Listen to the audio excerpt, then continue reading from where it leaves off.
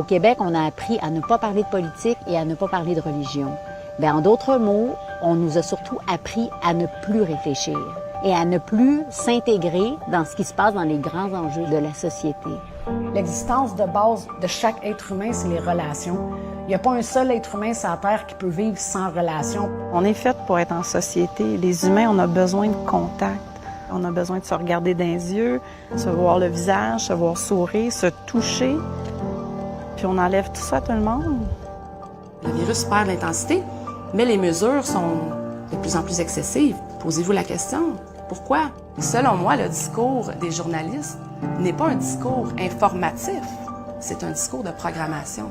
Ils sont pas niaiseux, là, ces journalistes-là. Ils savent exactement quelles pensées ils sont censés avoir. Toutes les preuves, on les a, puis on les a d'en face.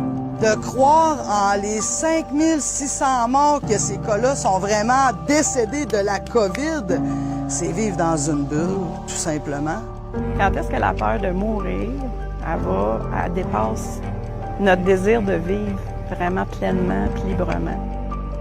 Ils sont rendus à nous dire dans nos maisons la façon qu'on devrait faire l'amour. Ça fait zéro sens, là. Ils disent de désinfecter. Tu veux qu'on désinfecte quoi, Lily?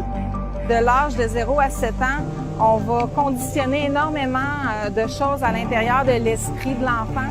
J'ose à peine m'imaginer ce qu'un enfant de 6 ans peut enregistrer dans son subconscient lorsqu'il est constamment confronté à des idées de peur, des idées de distanciation physique. Puis au moment où le cerveau, en fait, perd ses repères, il y a une espèce de dissonance cognitive qui s'installe, puis la personne perd son autonomie à choisir pour elle. Mais en fait, la vérité, pas toujours facile à entendre, mais c'est avec la vérité qu'on peut faire avancer les affaires.